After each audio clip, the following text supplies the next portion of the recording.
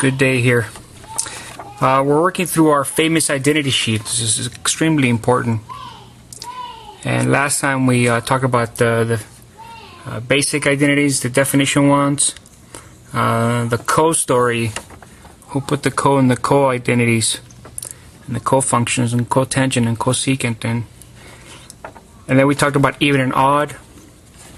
And hopefully you've had some time to think about those. Hope you're not watching these videos all at once. It really is not recommended. If there was a label on MathHands, warning label, they should say do not take all at once. Really, these things need time to digest in your brain, and you should be working on the homework. So hopefully it's another day, it's a better day for you. It's another wonderful day, and today we tackle these ones, okay? Today we finish the entire left column of the famous sheet. Today we tackle the famous, world-known Pythagoras identities. And let's get it started. First thing, the first one on there is probably the most famous identity in the entire left-hand side, and that is the identity that says that sine square of any angle theta plus cosine square of the same angle theta is always equal to 1. And on this one, there's so much to say. Let's see. So much to say that getting the red sun on the left-hand side. Hold on. First, let's just play around with it and see what it says about certain angles theta. For example, if the angle theta is equal to 45 degrees, what is it really telling you? Well, it's telling you that it should be true for all possible angles theta. So let's just stick some angles in there and get our hands dirty and just verify it and get a feel for the identity to see exactly what it's telling us. If this is true for all possible angles theta, let's try it for 45 degrees. The sine of 45 degrees, let me think. To get the sine of 45 degrees, I would draw a 45 degree angle, a triangle. If this is 1, this is 1, this would be the square root of 2. To go that way, you multiply by the square root of 2. So sine of 45 degrees would be 1 over the square root of 2. That would be squared, plus cosine of 45 degrees would be the adjacent one over the hypotenuse, 1 over the square root of 2 squared, and that's equal to what? Let's check. Well, 1 over square root of 2 squared would be 1/2 plus 1/2. That is indeed 1. And so it checks. That doesn't prove anything. It just helps you get a feel for what it is telling you. It's telling you that no matter what angle you put under, it'll work. You could try theta is equal to 30 degrees, and it'll be fun exercise for you to try. In fact, I'll do it. Sine of 30 degrees is 1/2 squared. Cosine of 30 degrees is square root of 3 over 2 squared. Uh-oh, it didn't work here. Wait a minute. This would be 1/4 plus 3 over 4. Lo and behold, that's equal to 1. I told you. Didn't I tell you? That's why they pay me. So, what's up, Diego? So, it really is good. These things don't prove anything, but it helps you get a feel for what exactly it's saying. It's saying that no matter what angle you stick in there, if you take the sine of it squared and you take the cosine of that same angle squared, you get 1. And that's pretty nice. But really, the identity tells you more than that. More than telling you what it says about certain angles, it tells you something like this. If you take sine squared theta, and you believe that if you add cosine squared theta, you get 1, then you could always move the cosine. Well, it's already telling you something special. Remember, we talked about identities as being exchanged. It's telling you that every time you bring a sine squared theta plus a cosine squared theta, if you bring that to the exchange house, what will you get in return? Think. Use your calculator. No, you can't use your calculator. You gotta use your noodles. In fact, you will get a 1. Every time you bring a sine square theta plus a cosine square, you can exchange that for 1. These are exactly the same. Okay? That's what it's telling you. But more than that, look, we can just tweak it just a little bit. If you believe this is true, which we haven't proven yet, but suppose for a second you believe that's true, then you'd have to believe that sine squared theta is equal to 1 minus a cosine squared theta. That's just by subtracting cosine squared theta from both sides. Keep in mind that cosine squared theta is just a number, so you could subtract or add it to both sides. And you get this curious little statement. Whoa, that disappeared. Cosine squared theta. You get this little curious little statement that says that, think about what it says. It says that every time you've got a sine squared theta, you can exchange that. You can exchange that for a 1 minus a cosine squared theta. Or vice versa. Suppose instead you subtracted a sine squared theta, then that would tell you that cosine squared theta is equal to a 1 minus a sine squared theta. So, incredibly enough, this also tells you that every time you bring a cosine squared theta to the table, you can exchange that for a 1 minus a sine squared theta. So more exchange rates here, brought to you by this famous identity. Every time you bring a sine, let's bring it in yellow mellow. Every time you bring a sine squared theta into it, you get out a 1 minus a cosine squared theta. And it doesn't just work for theta, it works for all possible angles. That makes sense here. You could try sine square x. You bring it to the exchange table, you get back a 1 minus a cosine square x. See that? You bring it works the other way too. You bring a cosine square of hair, you get back a 1 minus a cosine square hair. This has some curious implications. That's my daughter. Alright, this has some curious implications. If you have a 1 minus a sine square, this should remind you of something like this. Let me remind you. If you have a 1 minus x squared, you should all know that you could factor this into 1 minus x times 1 plus x. This is a famous factorization. So, in the same way... Hold on. Okay, there's no fighting in this room, okay? This is a peaceful room. All we do is learn mathematics. You ready? Yeah. So, if you have, every time you got 1 minus x squared, you could factor it as 1 minus x times 1 plus x, right? Now imagine if you had something else. For example, 1 minus blah squared. You could, whatever that blah was, you could always factor it into 1 minus blah times 1 plus blah, right? Ow! So, you could play the same game if we had something like this. Suppose you have 1 minus a sine square theta. This can be factored into a 1 minus a sine theta and a 1 plus a sine theta.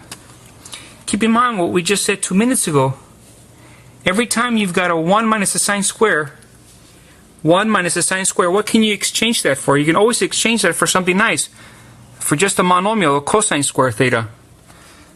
So an extension of this would be that this is also equal to 1 minus a sine theta times 1 plus a sine theta. And this is a nice extension. It's actually very famous. These are called conjugates. This term right here is the conjugate of this one. This one's the conjugate of that one. Conjugate means they're like peanut butter and jelly. Together they make something nice. If you take peanut butter and jelly, they make a good sandwich, and you take that with milk. Yum yum. So these are conjugates. 1 minus a sine theta, 1 plus a sine theta.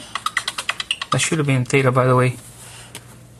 Even though it looks like a 0, it should have been theta. Papi, I just heard your phone. You can consider this to be like the peanut butter, and this is like the jelly. And together, when you multiply them together, they make a 1 minus a sine square theta, and that turns into something nice, a cosine square theta. And similarly here,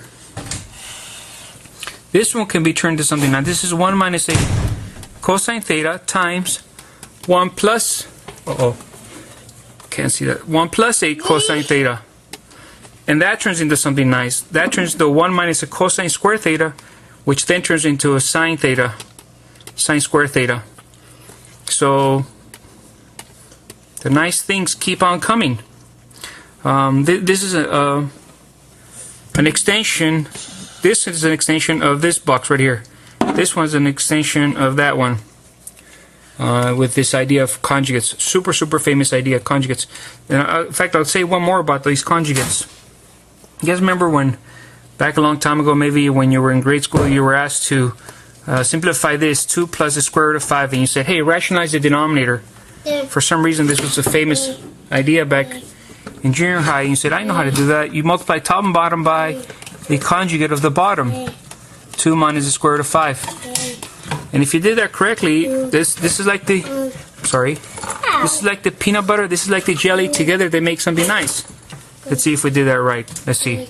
On the top you get 6 minus 3 times the square root of 5. On the bottom you get 2 times 2 is 4 minus the square root of 5 squared. That's equal to 6 minus 3 times the square root of 5 all over 4 minus 5, which is negative 1. That becomes negative 6 plus 3 times the square root of 5. I told you. Peanut butter and jelly together, they make something nice. Didn't I tell you? Peanut butter jelly together. Together. I told you. That's right, Papi. That's right. Okay, so we've been talking for a while about this identity. Maybe it's time to prove it. The way we're going to prove it will be the famous work on both sides technique, where we abandon the assumption that they're equal and we work on each side separately. Here's the deal. We know that no matter what the angle theta is, it'll have a reference triangle. The reference triangle will look something like this. Okay. I'll just guess. I'm guessing that the angle here theta. So there's a reference triangle. So it's got drop a perpendicular, and you've got 3 sides: A, B, C. Right? That's assuming that the origin is right here. Yes, mija? I know. What's that kind of number? That number is C. It's like... It's like a letter C, letter A, and letter B. Like this? Uh-huh. Now watch this, okay? So what we have to do is take logical steps until we can conclude whether these are equal or not. So sine theta, if this is theta, sine theta is defined to be the... by the way, the triangle doesn't have to be in the second quadrant. It could have been over here in the first quadrant. I would still have called this A, B, and C. It could have been in the fourth quadrant. It really could have been in any quadrant. That part is irrelevant for the proof. Whatever the quadrant lies on, the sign would be defined to be the opposite over hypotenuse. So this would be B over C. That's my sign, and then I squared. My cosine would have been the adjacent over the hypotenuse, and that would be B squared over C, or sorry, B over C squared, A over C squared. Okay? You say, now what? That doesn't look like 1. Jimena, does that look like 1? This look like 1? Yeah. Does this side look the same as that side? Say no. No. No, they don't look the same. So you have to keep doing a little bit more work. Here you got B over C squared, so that would give you B squared over C squared. Here you'd have to do A squared over C squared. That's just algebra. B over C times B over C. Now, Jimena, does this side look like that side? Say no. No. No, it still doesn't look the same.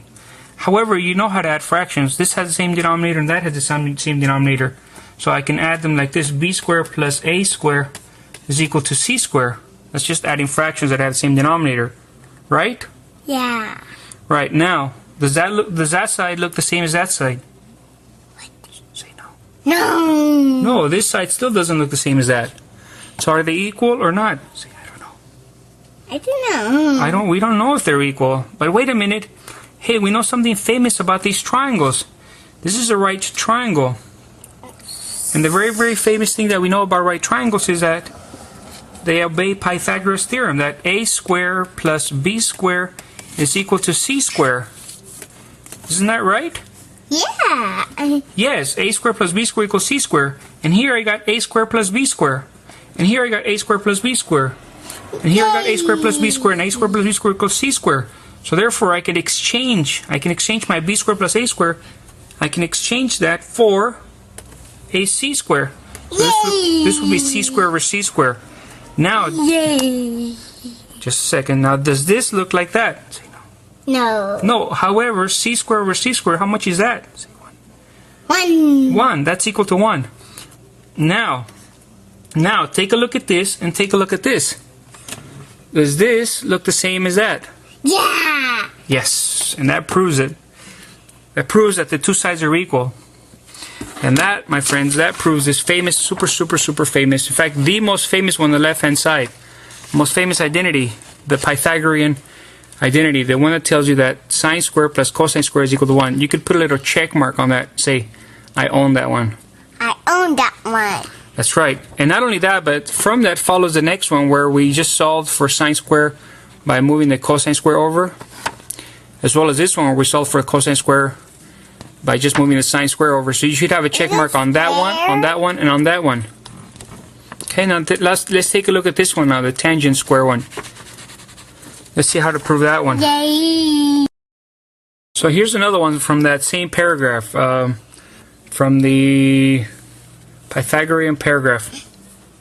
The technique that we could use to prove it could be many techniques. It could be the same technique as before, where we abandon equality and we just work on each side separately.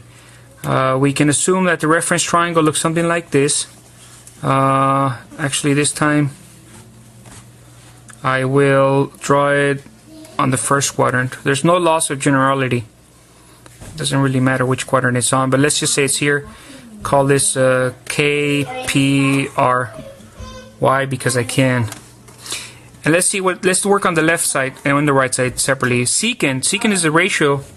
It's opposite of cosine, so it would be the ratio R to K, hypotenuse to adjacent, squared. So that's equal to R over K square. That's what the right hand side is equal to. Let's work on the left hand side. The left hand side is tangent. That would be P over K. Whoa, this should be I have a square. Just checking, you guys. See if you're paying attention. P over K squared plus 1. Okay, that's this one right here on the famous sheet. You see it? That one right there. And let me see, that would give you that P squared over K squared plus 1. Now, do these look the same? Not quite. They don't quite look the same. However, we can keep working on them. I could rewrite this as P squared over K squared plus K squared over K squared. And the reasoning for that is that I want the same denominator because I've got two fractions or two terms on the left hand side. I've got one term on the right hand side. I will never see them to be equal if I keep having two terms here and one term there. So maybe if there's a way to collapse the two terms, add them together, at least I'll have one term on this side and a one term on that side. It's not guaranteed to work, but it seems to make sense. Think about it. If you want them to look the same and this one's got one term and this one's got two terms, you either have to take this one and break it up into two terms or take these two terms and put them together into one term. Okay? Okay, so the top gives me P squared P squared plus K squared all over K squared. Right? And now do they look the same? Well, not quite, but P squared plus K squared. Look at your triangle. This is the right triangle. What is P squared plus K squared equal to? Well, it's equal to R squared. So I can take my R squared here and substitute it, exchange it. I can exchange the P squared plus K squared. I can exchange them for an R squared. And I'll do that here. So that R squared over K squared is equal to that previous line. And now look at that. You see why they pay me? Now you see? Okay, and that does something else. That does a lot of things. For one, you could put a little check mark on that one and say, hey, I own that one. The other thing it does is that it gives you another exchange rate. Every time you bring a tangent square theta plus 1 to the table, you can always exchange it for a secant square theta.